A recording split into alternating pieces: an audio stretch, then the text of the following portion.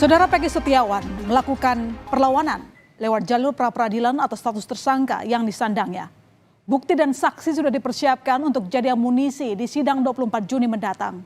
Namun, Solo tak mau kalah langkah, Polda Jawa Barat juga ngebut untuk segera menyidangkan perkara Peggy Setiawan dengan menyerahkan berkas perkara Peggy ke Jati, Jawa Barat. Pertaruhan pun kini berada di meja hijau. Siapa yang lebih dahulu bisa membuktikan pihak mana yang bersalah, apakah Peggy atau polisi? Penyidik Direktorat Reserse Kriminal Umum Polda Jawa Barat telah menyerahkan berkas perkara ke pihak Kejaksaan Tinggi Jawa Barat Kamis pagi. Kejaksaan Tinggi Jawa Barat akan menugaskan 6 jaksa untuk menangani kasus Peggy Setiawan. Nantinya, apabila dokumen yang diterima JPU masih kurang lengkap, maka berkas tersebut akan dikembalikan ke penyidik. Kejati menegaskan para jaksa akan bekerja profesional tanpa diintervensi. Pendapat jaksa peneliti bahwa belum lengkap akan diberitahukan kepada teman-teman penyidik bahwa berkas belum lengkap. Kalau lengkap kita akan terbitkan P21 dan kita akan menerima tersangka dan barang bukti.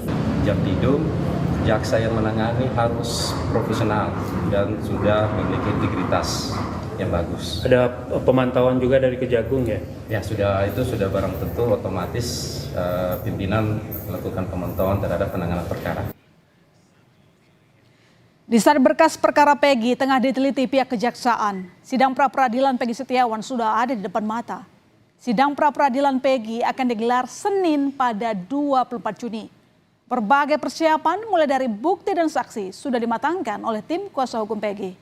Bagi Peggy, pra-peradilan ini menjadi upaya dan kesempatan dirinya untuk membuktikan apakah ada kesalahan prosedur pada penetapan dirinya sebagai tersangka kasus pembunuhan Vina.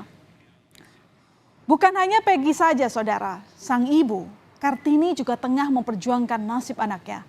Air mata ibu Peggy Setiawan tak terbendung saat harus membela sang anak. Demi sang anak, ibu Peggy rela datang jauh-jauh dari Cirebon untuk mendatangi kantor Mahkamah Agung hingga KPK. Memohon agar sidang pra-peradilan berjalan netral dan objektif tanpa adanya intervensi. Semua ini ditempuh karena Kartini yakin anaknya Peggy tidak bersalah. Banyak mengucapkan terima kasih kepada seluruh netizen yang mendukung anak saya. Saya juga sebagai seorang ibu, emang anak saya tidak bersalah. Anak saya tidak melakukan kejahatan apapun. Anak saya hanya hidupnya mencari uang kerja untuk menafkahi adik-adiknya, itu aja. Nah, salah satu upaya tim kuasa hukum Peggy untuk membuktikan Peggy tak terlibat dalam pembunuhan Vina adalah melalui bukti jejak digital media sosial Facebook milik Peggy. Namun ternyata pasca Peggy ditangkap, sejumlah unggahan Peggy di Facebook hilang. Padahal postingan yang hilang ini bisa meringankan Peggy karena menjadi bukti keberadaan Peggy Setiawan di Bandung saat tragedi Vina terjadi. Pihak kuasa hukum menduga jika bukti ini sengaja dihapus oleh penyidik. Tim kuasa hukum mengendus jika polisi kini tengah berupaya untuk menggugurkan pra-peradilan Peggy dengan segera menyidangkan perkara Peggy. Kondisi seperti ini kalau memang belum bisa, alat buktinya kurang, ya pasti dikembalikan lagi oleh jaksa kepada penyidik. Asal tidak ada tujuan saling menghormati untuk melancarkan supaya menggugurkan pra-peradilan. Karena biasanya ya kalau kita lagi ngajukan pra-peradilan, kemudian penyidik langsung cepat, jaksanya langsung menerima. Itu strategi supaya cepat perkaranya cepat sidang, kemudian pra-peradilannya itu gugur. Itu udah biasa. Tapi kami tetap berjuang. Apapun yang tahap-tahap yang sudah dilalui ini tetap kami berjuang. Dalam penetapan tersangka Peggy Setiawan, polisi mengaku memiliki bukti kuat. Dari 70 saksi yang diperiksa, 18 diantaranya saudara memberatkan Peggy Setiawan. Salah satu poin yang ditekankan oleh polisi adalah mengenai Peggy yang diperkenalkan oleh sang ayah sebagai Robi. Polisi menyebut jika ini ada upaya dari Peggy untuk berganti identitas. Peggy ini bukan gampang ditangkap karena dia langsung menyerah diri, tidak. Tetapi sudah berpindah tempat, kemudian sempat diperkenalkan oleh ayahnya sendiri. Menyampaikan bahwa namanya adalah Robi Irawan kepada ibu kos maupun kepada ibu tirinya sebagai gambaran bahwa dia sudah mencoba untuk membuat identitas yang lainnya. Meski jadwal sidang pra-peradilan Peggy sudah di depan mata, langkah Peggy untuk membatalkan status tersangka ternyata tak semulus itu. Seperti yang saya singgung sebelumnya, saudara. Jika polisi juga tak mau kalah langkah dengan mengebut berkas perkara Peggy agar segera menyidangkan Peggy. Guru Besar Fakultas Hukum Universitas Jenderal Sudirman Hipnu Nugroho menyatakan yang dikhawatirkan adalah jika polisi berupaya mengulur waktu pra-peradilan sehingga membuat jadwal pra-peradilan mundur dan disusul sidang pokok perkara. Jika ini terjadi, maka pra-peradilan Peggy akan gugur. Pengadilan juga butuh waktu berapa hari untuk menentukan jadwal sidang dengan pembacaan. Jadi bukan pelimpahan. Kalau dilimpahkan oleh pengadilan, tapi batas waktunya adalah dibacakan. Sehingga misalkan begini, kalau hari ini itu dilimpahkan misalkan dan dibacakan di persidangan, maka permohonan pra-peradilan gugur.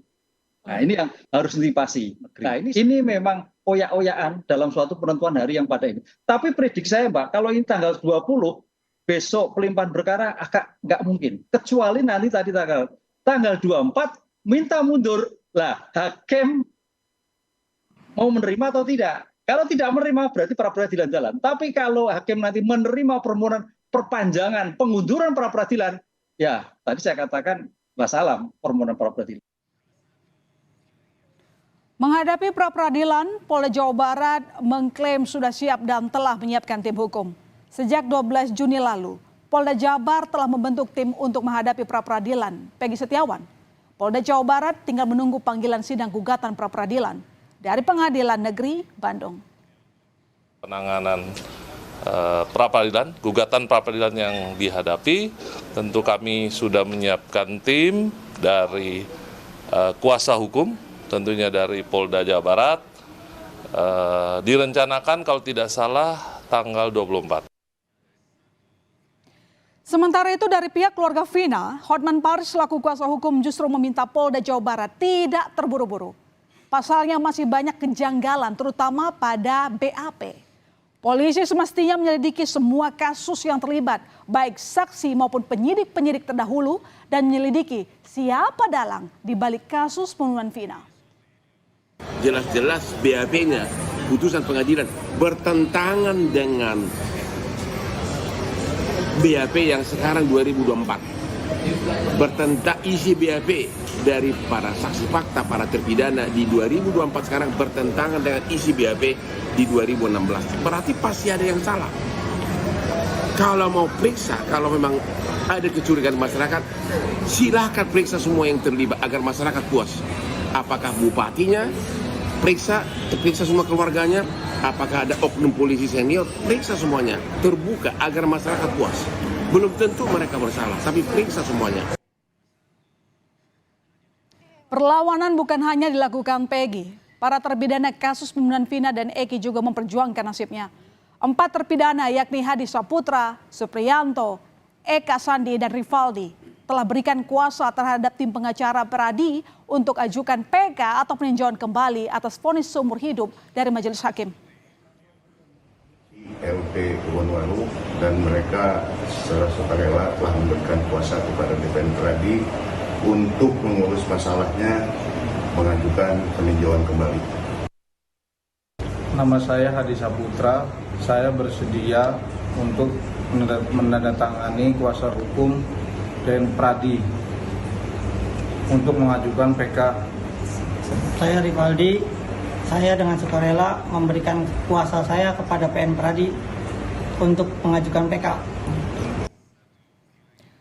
24 Juni 2024 akan menjadi penanda babak baru bagi kasus pembunuhan Vina dan Eki. Terkait status tersangka Peggy Setiawan, akankah perlawanan Peggy dan tim kuasa hukum bisa mencabut status tersangka? Atau perlawanan Peggy justru terjegal oleh sidang pokok perkara yang jadwalnya akan ditentukan kejaksaan dalam 7 sampai 14 hari ke depan?